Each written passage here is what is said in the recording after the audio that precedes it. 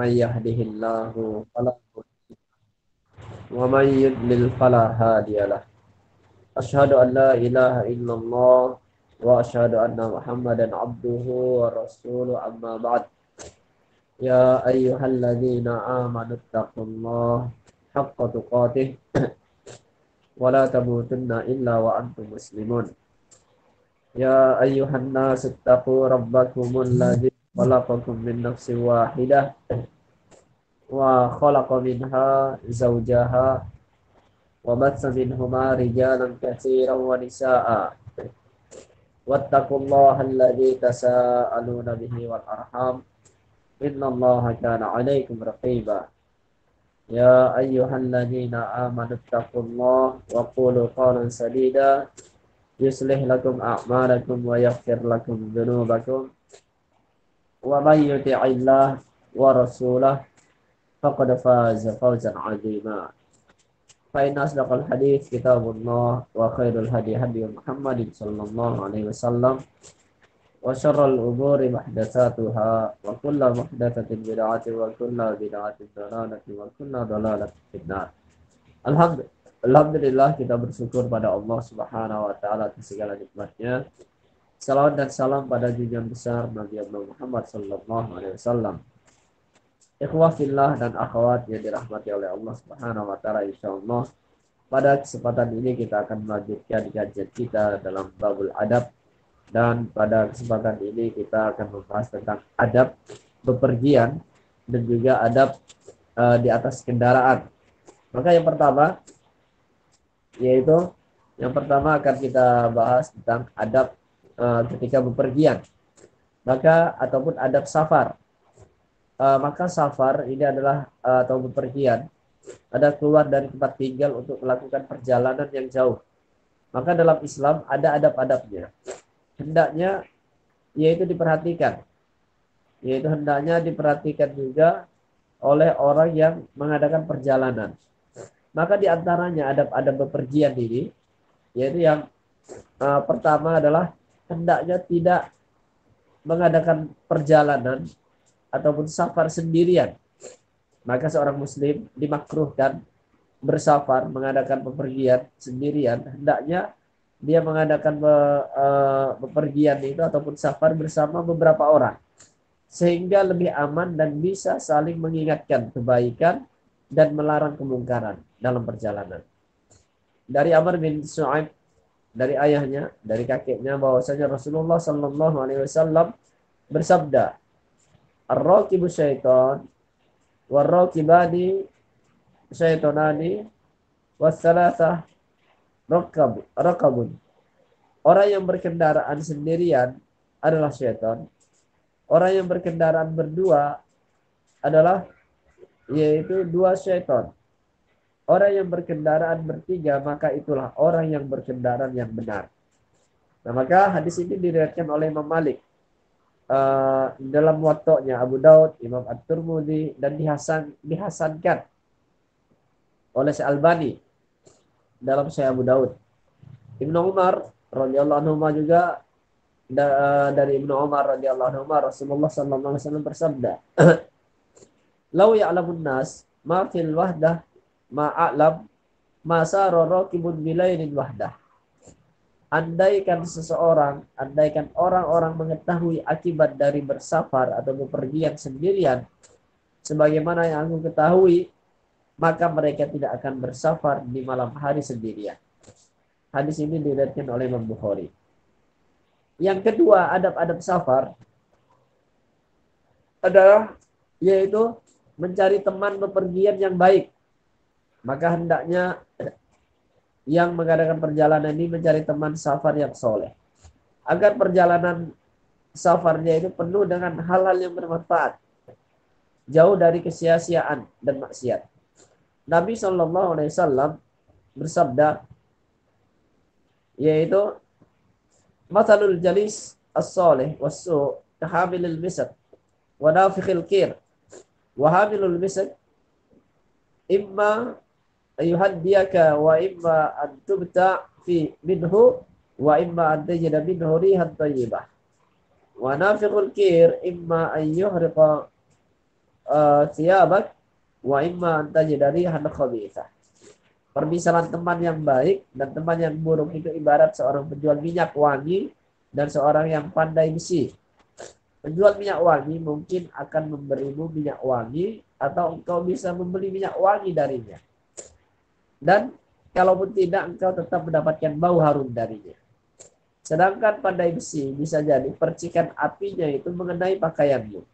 Dan kalaupun tidak, yaitu engkau tetap mendapatkan bau asapnya yang tidak sedap. Hadis ini diriwayatkan oleh Imam Bukhari dan juga oleh Imam Muslim. Kemudian yaitu Rasulullah Sallallahu Alaihi Wasallam juga bersabda, "Ar-rajulu ala dini khalili falyanzur ahadukum may yukhalilu." Yaitu keadaan agama seseorang dilihat dari keadaan agama teman dekatnya. Maka hendaklah kalian lihat siapa teman dekatnya. Hadis ini diriwayatkan oleh Imam At-Tirmidzi. Kemudian adab-adab bepergian. Ini adalah juga yang ketiga, boleh menjamak sholat. Namun lebih utama tidak dijamak. Boleh menjamak menggabungkan sholat ketika safar. Zuhur dijamak dengan asar. Dijamak ini digabung. Yaitu. Dan maghrib dengan isya. Sholat subuh dikerjakan pada waktunya.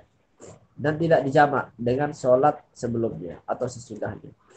Maka menjamak sholat dengan sholat sebelumnya dinamakan jamak takdim.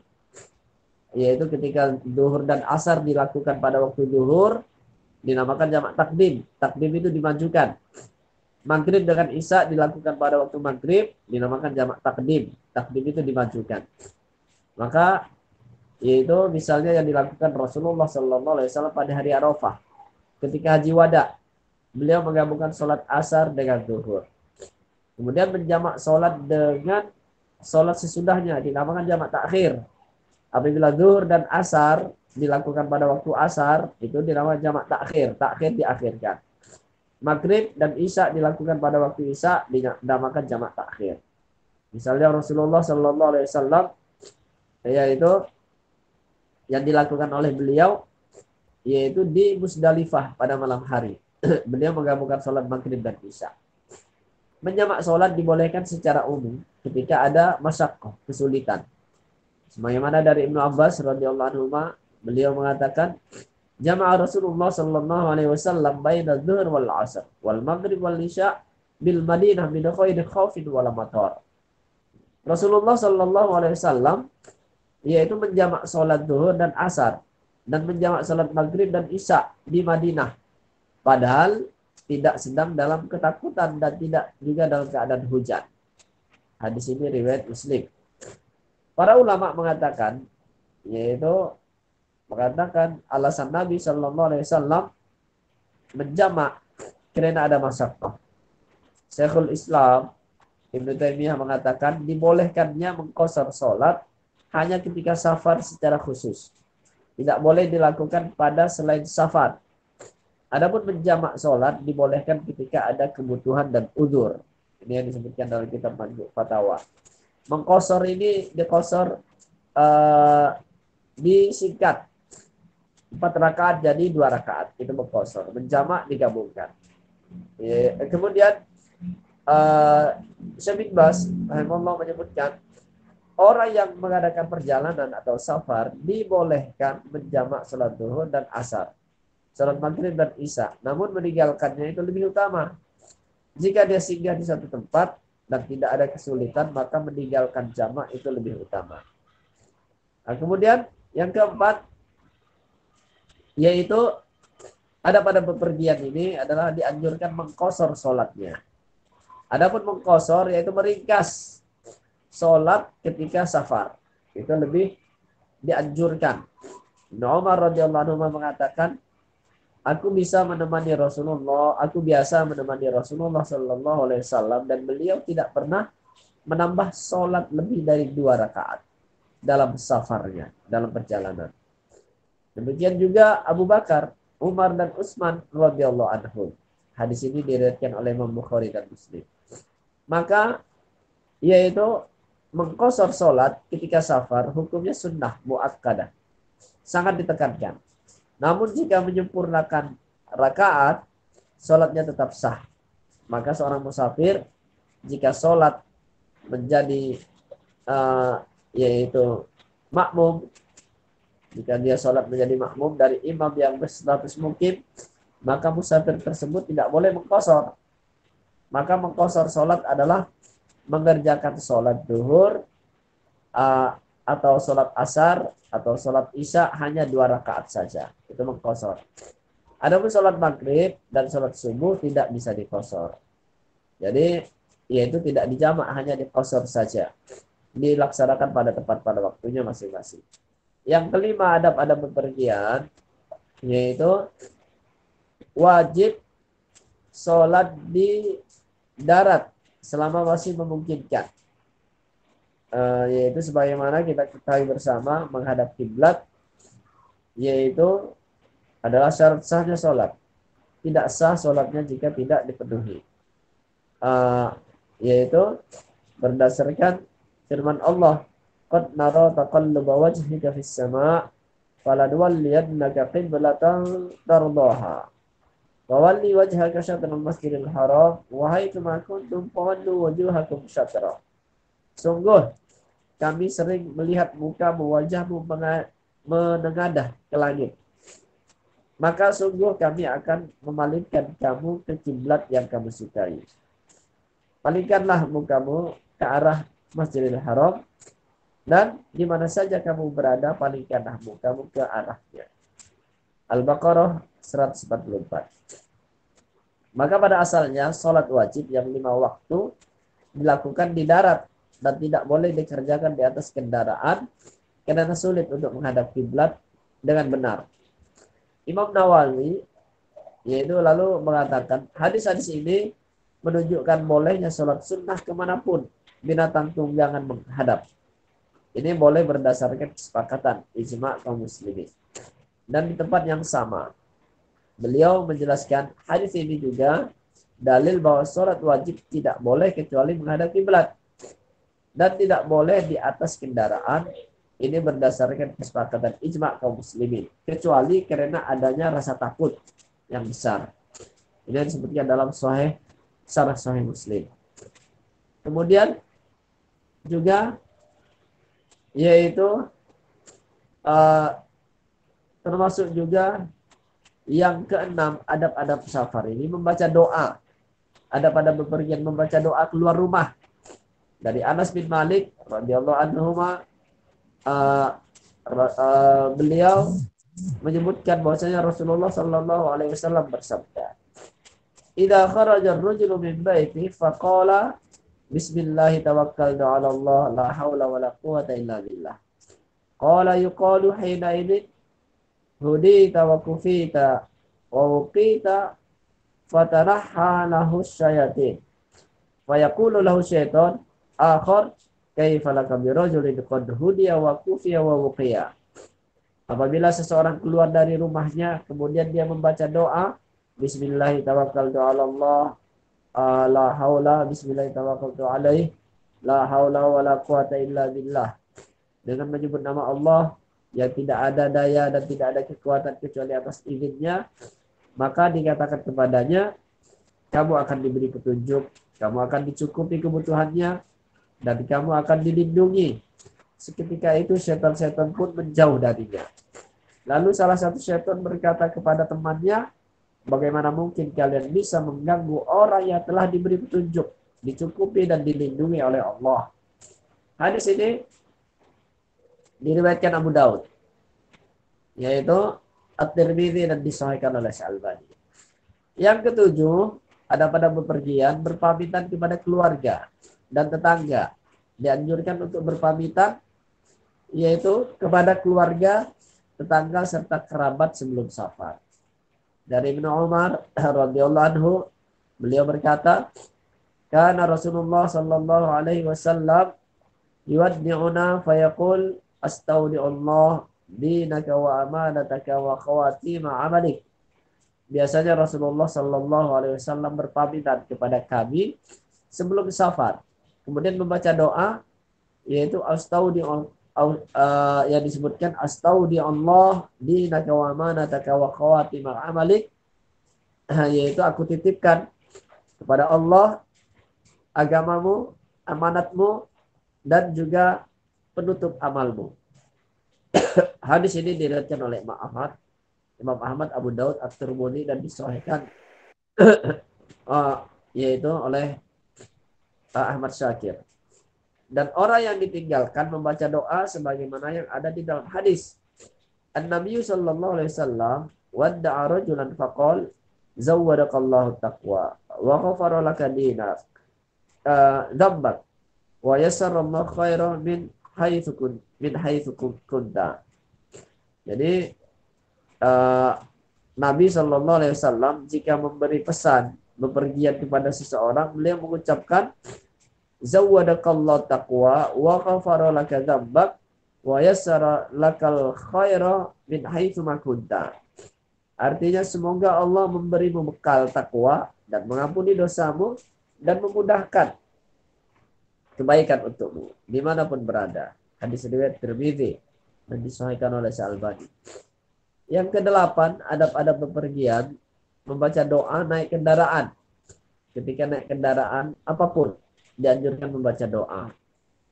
Yaitu di antara doanya subhanalladzi sakhkhara lana hadza wa ma kunna lahu muqrinin wa inna ila rabbina lamunqalibun. Yaitu maha suci Allah yang telah menundukkan kendaraan ini bagi kami padahal kami sebelumnya tidak mampu menguasainya, dan sesungguhnya kami akan kembali kepada Tuhan kami. Sebagaimana juga yaitu ditunjukkan oleh yaitu ayat di dalam Al-Qur'an, walladzi khalaqal azwaj kullaha wa ja'ala lakum minal fulki wal an'am ma tarkabun litastawu ala dhuhurihi thumma tadhkuru ni'mata rabbikum idza stawaitum alaihi wa taqulu subhanalladzi sakhkhara lana hadza wa ma kunna lahu muqrinin wa inna ila rabbina lamunqalibun. Dan yang menciptakan semua yang berpasang-pasangan dan menjadikan untukmu kapal dan binatang ternak yang kamu tunggangi supaya kamu duduk di atas punggungnya. Kemudian kamu ingat nikmat Tuhanmu apabila kamu telah duduk di atasnya, dan supaya kamu mengucapkan tadi subhanalladzi sakhkhara lana hadza wa ma kunna lahu muqrinin wa inna ila rabbina lamunqalibun. Maha suci Tuhan yang telah mendudukkan semua ini bagi kami padahal kami sebelumnya tidak mampu menguasainya, dan sesungguhnya kami akan kembali kepada Tuhan kami. Az-Zukhruf ayat 12 sampai 14.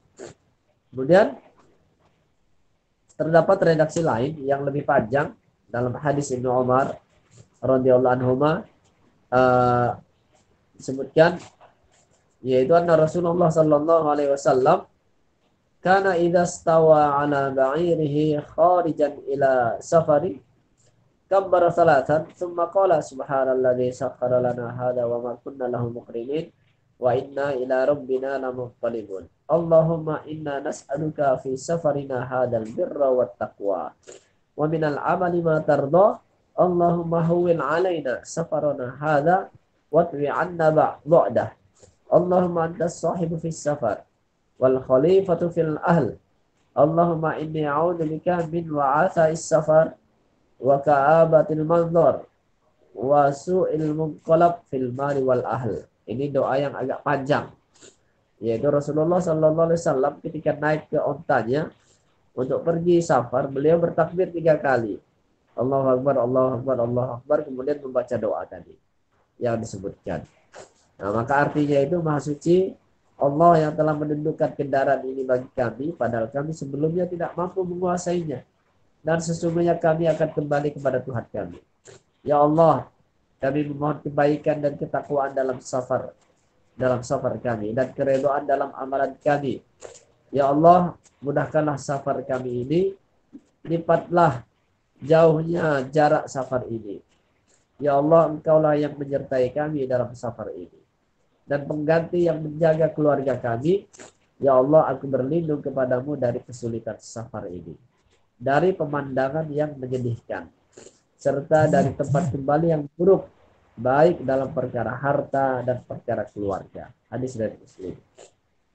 Maka ketika pulang terdapat tambahan, yaitu aibuna taibuna abiduna li rabbina hamidun, yaitu kami kembali dalam keadaan bertobat dan menyembah kepada Rabb kami dan memujinya. Hadis dari Muslim. Yang kesembilan, ada pada bepergian memperbanyak doa di perjalanan. Hendaknya menggunakan waktu perjalanan untuk memperbanyak doa. Karena ketika safar adalah waktu yang terkabulkannya doa. Dari Abu Hurairah radhiyallahu anhu, Rasulullah sallallahu alaihi wasallam bersabda, "Salatu da'awat mustajabat la syakka fihinna, da'watul mazlum wa da'watul musafir wa da'watul walid ala waladi." Ada 3 doa yang pasti dikabulkan dan tidak ada keraguan lagi tentangnya. Doa orang yang dizalimi, doanya musafir, yaitu doa buruk yaitu orang tua terhadap anaknya.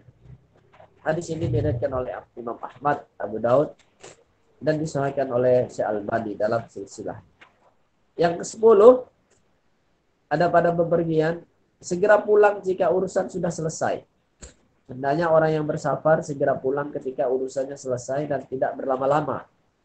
Sebagaimana dari Abu Hurairah radhiyallahu anhu, Rasulullah sallallahu alaihi wasallam bersabda, "Safar adalah sepotong adab.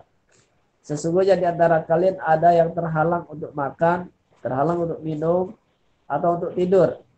Maka jika kalian sudah menyelesaikan urusannya, maka hendaklah segera kembali pada keluarganya." Hadis riwayat Bukhari. Yang ke-11, ada pada bepergian adalah sholat 2 rakaat ketika pulang safar. Dianjurkan ketika pulang dari safar sebelum menuju ke rumah, hendaknya sholat 2 rakaat di masjid. Sebagaimana dari Ka'ab bin Malik radhiyallahu anhu, dia berkata radhiyallahu anhu, anna Nabiya sallallahu alaihi wasallam kana idza qadima min safari bada'a bil masjid faraqa'a fi rak'atain tsumma jalas. Nabi sallallahu alaihi wasallam jika beliau pulang dari safar, beliau mendahulukan masuk masjid. Kemudian sholat 2 rakaat di masjid, kemudian duduk. Hadis ini diriwayatkan Bukhari dan Muslim. Ke-12, yaitu dia mengadakan acara makan-makan sepulang safar. Ini dibolehkan. Acara makan-makan ketika seseorang datang dari safar. Acara ini disebut dengan an-naqi'ah.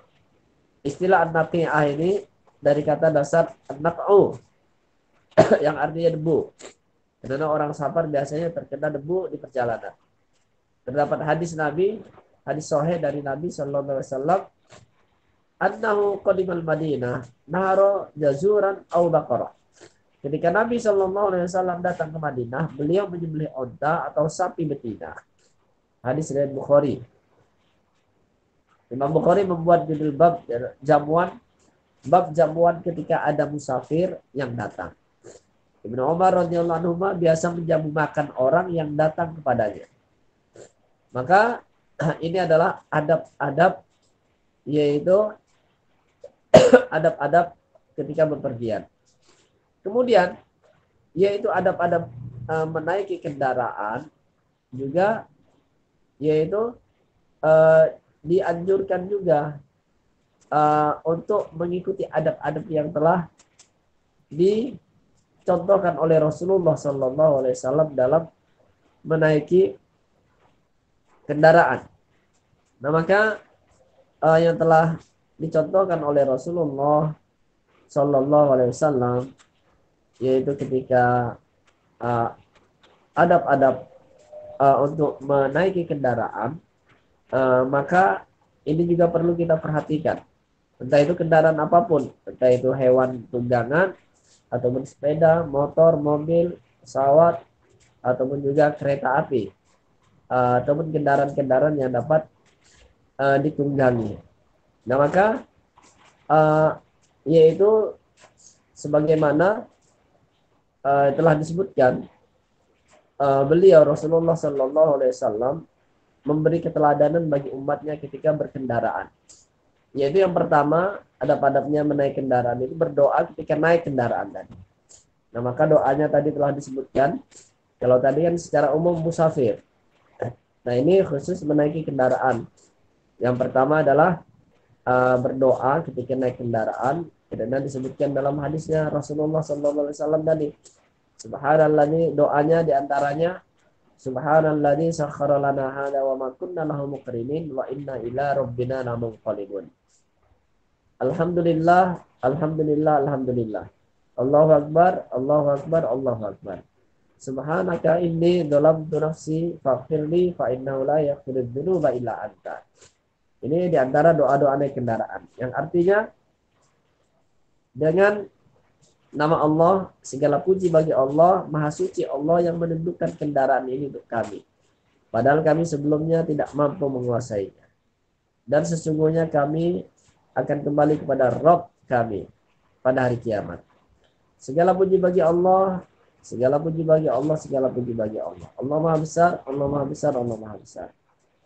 Maha Suci Engkau ya Allah, sesungguhnya aku menganiaya diriku, maka ampunilah aku. Sesungguhnya tidak ada yang dapat mengampuni dosa-dosa kecuali Engkau. Hadis riwayat Abu Daud. Maka doa ini mengandung sanjungan kepada Allah. Dan juga menjadikan kendaraan tersebut dapat dikendarai, padahal sebelumnya manusia tidak memiliki kemampuan untuk mengendarainya. Maka juga yang kedua, ada pada menaiki kendaraan bertakbir dan bertasbih selama perjalanan. Jabir radhiyallahu anhu berkata, kami bertakbir ketika melewati jalan yang naik dan bertasbih ketika melewati jalan yang turun. Hadis ini diriwayatkan Bukhari. Maksudnya adalah ketika menaiki tempat-tempat yang tinggi, mengucapkan Allahu Akbar, Allahu Akbar.